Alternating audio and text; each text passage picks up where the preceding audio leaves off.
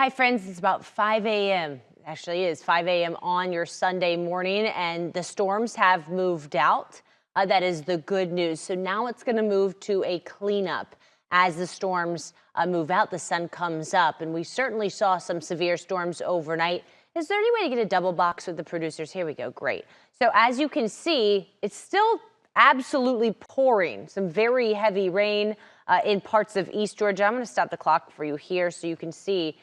Outside of just a few showers, most of these storms are now east of our viewing area, moving towards Augusta, out of Eatonton, out of Macon. So that is the good news.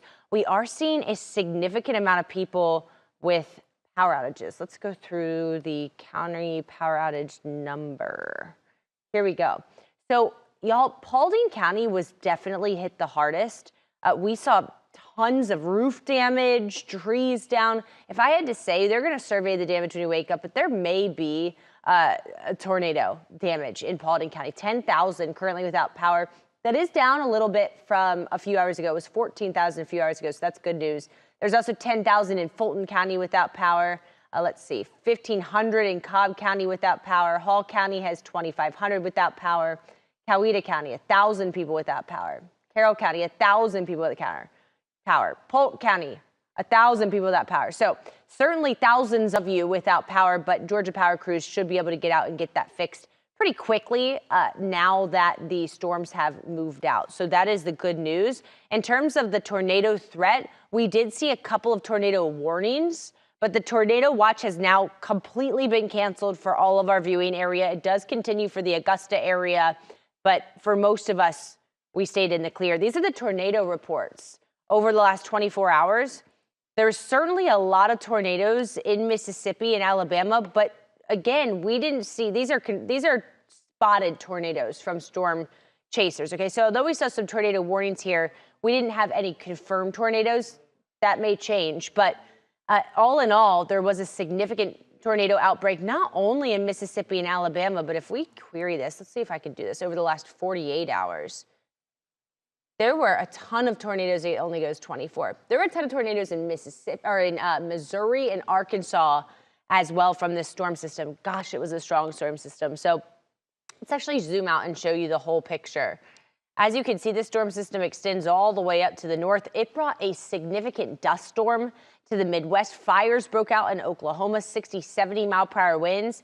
This thing is going to weaken, but it's going to impact the entire eastern United States today. In some areas like Minneapolis even saw a blizzard from this. So really the whole country was impacted by this. In terms, again, of our current radar, the storms are now moving out. There are some showers back in Alabama, which may move in. So taking you through the Futurecast model, timestamp top middle of your screen, you can see 7 a.m. we're in the 60s. It's mostly dry, maybe a few showers flying around later in the day in the mountains. It's actually going to be a really nice day. 10 a.m. we're in the upper 60s, so it's going to feel great. We'll reach the low 70s today with lots of sunshine. In the early afternoon, clouds will increase. Again, we can't rule out a stray shower for the rest of the day in the afternoon, but most of us will stay dry. So here's the way your day is looking. Not too bad. But again, guys, as you get out and about today, again, we had so many down power outages, down power lines, trees down. So just be careful driving today, especially if you're going to be on the road before sunrise, which again is an hour later because we sprang forward. So it's not till about 8 a.m. I would wait until 8 a.m. to get on the roads just because that way we'll get a better idea of the scope of the damage for your area, okay? Here's the way your day's looking. 60s this morning, low 70s this afternoon. That's going to feel fantastic. Our high temperatures today will push the 60s and low 70s. But behind this front, chilly air is moving in. So tonight we will drop into the 30s, okay? I don't think many of us are going to see a freeze risk outside of the mountains, but it is going to be a chilly start to your St. Patrick's Day Monday. Looking at next week, thank goodness, it looks like a very calm week. We will really only see about a 20% chance of showers on Thursday. I'm not seeing any significant storms. I'm not really seeing the potential for severe weather. So this is the way the rest of the week is looking. Again, the Braves icon on that 7-day forecast. We have a partnership with the Braves. You can watch the preseason game on Peachtree TV Wednesday. Or is that the first game? No, that's next week. Preseason game on Peachtree TV. This week looks great. Tuesday, Wednesday, we're in the mid-70s, but then check this out. Pretty strong cold front's going to come through on Thursday.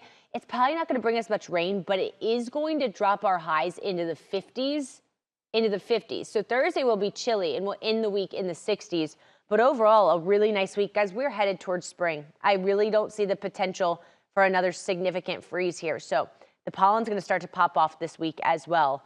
So just be ready for that, especially after all the rain we got.